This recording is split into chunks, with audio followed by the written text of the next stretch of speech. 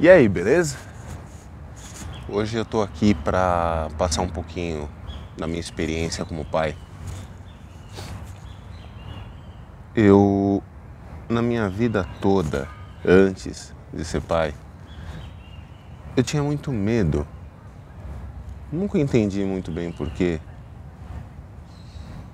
Quando eu conversava com a minha, na época, namorada, aí a gente começava a conversar sobre isso daí e tudo. Aí começava a falar sobre pai, sobre paternidade, sobre mãe, maternidade, sobre a vida, a família e tudo. Isso me dava um certo desconforto, me dava um certo desespero. E eu chorava horrores em cima disso daí, mas não sabia exatamente por quê. Até que chegou um dia que aí ela veio pra mim e falou assim: olha, tá atrasado, eu não sei, normalmente isso não acontece assim tudo. Eu já virei pra ela e falei: não, vamos na farmácia agora, vamos comprar o exame, vamos resolver isso daí agora. A gente foi na farmácia, compramos um teste de farmácia e tudo. Aí eu lembro que foi em novembro de 2004. Novembro, dezembro de 2004, mais ou menos. Aí eu tava assistindo um filme, que eu não tava assistindo filme nenhum, porque eu tava lá esperando ela fazer o teste pra ver o resultado do que seria.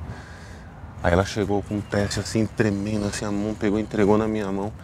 Eu olhei aquele teste, vi aqueles risquinhos todos lá, confirmado, tava grávida e tudo. Na hora, eu tomei um baque. Tá grávida? Puxa vida.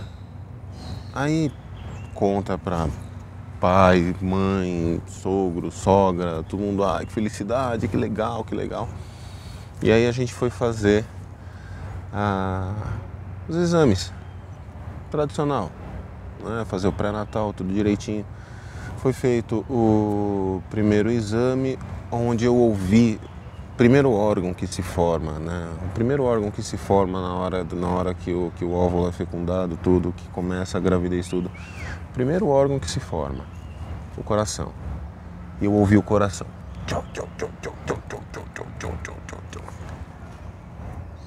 É uma sensação estranha, é uma sensação deliciosa e apavorante. A gravidez, de certo modo, foi normal, óbvio. A gravidez é um turbilhão de hormônios na mãe. Então, assim, é nervosismo, é pilhada e um monte de coisa. Aí teve algumas vezes que teve que sair correndo e ficar no hospital um pouquinho porque teve um leve descolamento, mas vamos lá sempre. E aí vai uma dica para os pais. Pais de primeira viagem ou que tá passando por uma nova gravidez agora. Eu fiz de tudo que foi possível para estar junto em todos os exames que foram feitos. Todas as consultas que foram feitas no pré-natal, todos os exames, analisar, sabe, eu ficava lá analisando, vendo todos os exames, ultrassom, vendo aquela imagem toda. Que é engraçado até porque as pessoas olham aquela imagem assim e falam: não tô vendo nada, mas quando é contigo, meu amigo, quando você olha aquele ultrassom, você consegue enxergar todo mundo, sim. Você consegue enxergar teu filho ali, sim. Consegue enxergar tua filha ali, sim. É maravilhoso. E aí eu lembro que no dia que o Lucas nasceu, eu falei: não, eu quero assistir, eu quero estar junto, eu quero ver, eu quero chegar lá, estar junto da pessoa, tudo.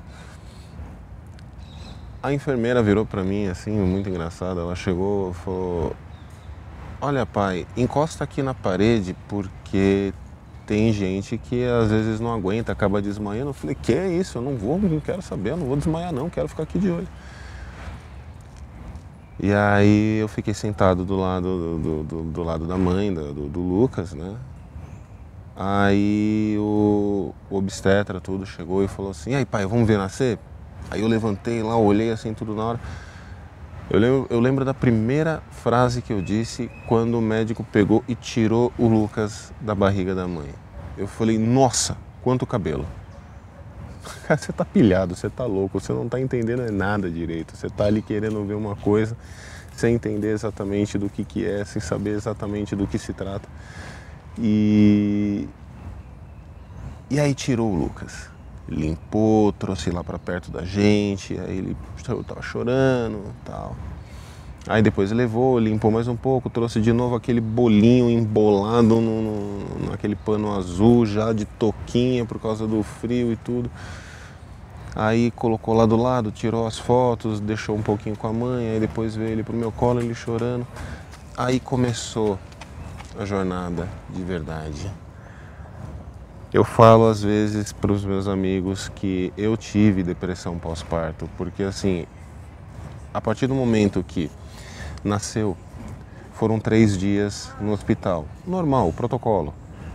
Foram 3 dias sossegados, porque tinha um monte de gente ajudando, né? Enfermeira ajudando, obstetra ajudando, médico ajudando, todo mundo ajudando. E aí você fica lá naquela situação mais ou menos que curtindo só a criança ali. E, mais uma dica para os pais.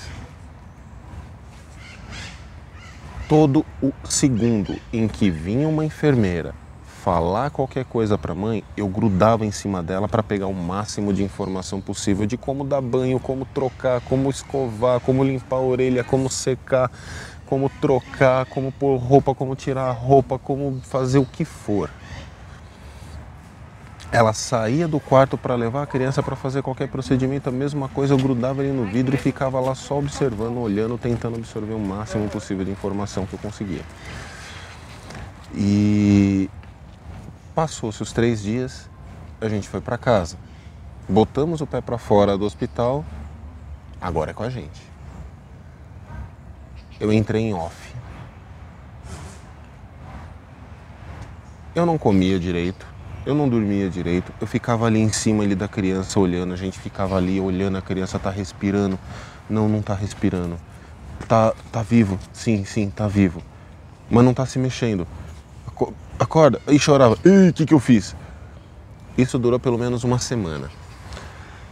Eu até cometi assim alguns deslizes, vamos dizer assim, de falta de educação com os parentes, por exemplo, porque teve uma tia minha que ela veio, ela pegou o Lucas no colo assim, ai que lindo, tal, não sei o que, eu tava na cozinha assim tudo, me bateu um desespero assim, de repente eu saí correndo, cheguei, fui lá, catei o Lucas, tirei o Lucas do colo dela, falei, vem cá, deixa ele aqui comigo.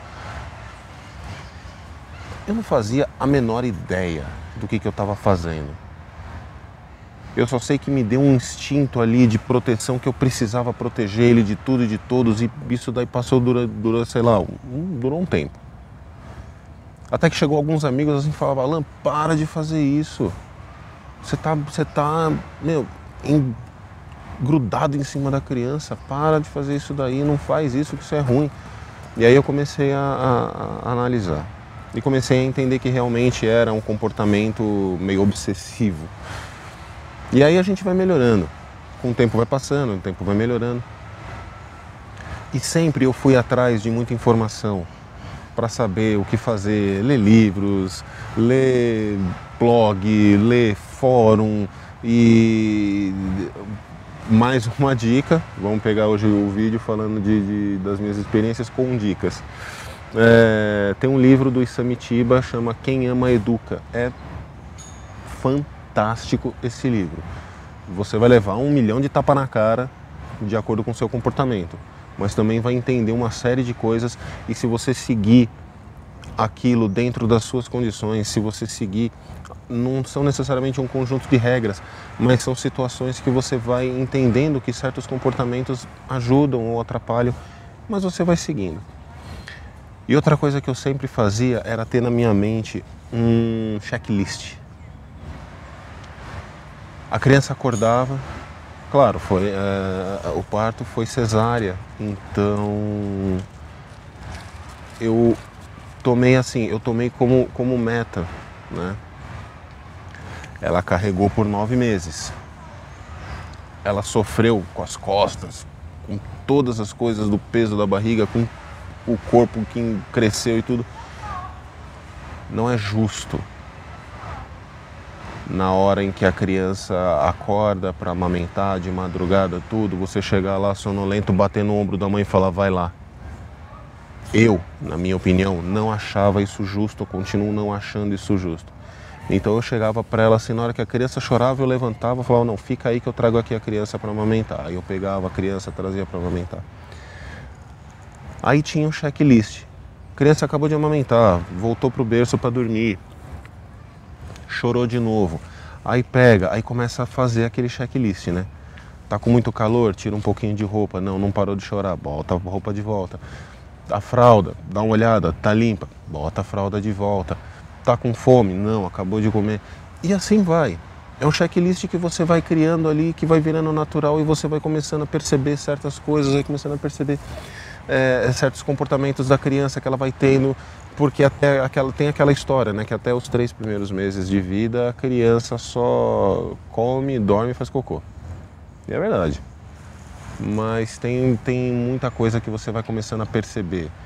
A fome de choro, fome de cólica, a dor de cólica, choro de fome. Até hoje eu fico meio embananado com essa história de paternidade. Só que é uma delícia.